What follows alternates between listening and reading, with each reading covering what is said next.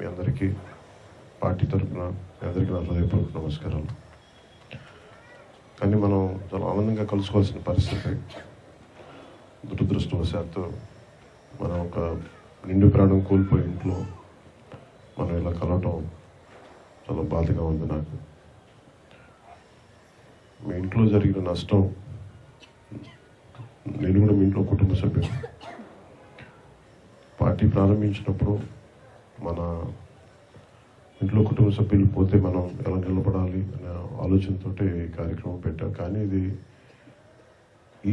ఈ పరిస్థితుల్లో జరగకూడదని కోరుకుంటాం. కానీ ఇది ఎంతో కొంత అండగా ఉండాలి. ఒకవేళ మనం కాలం మన చేతిలో ఉండదు.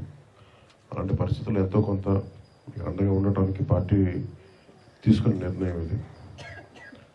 జాతీయ స్థాయిలో కూడా ఏ పార్టీలు కూడా ఇలాంటి అడుగులు వేయలేదు.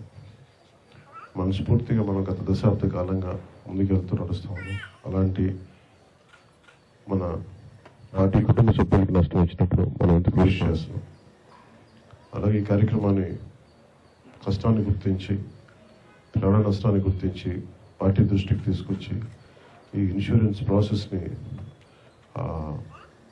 మా పార్టీ దృష్టికి తీసుకొచ్చిన నాయకులందరికీ, నియోజకవర్గపు నాయకులందరికీ పేరు పేరున నా హృదయపూర్వక ధన్యవాదాలు.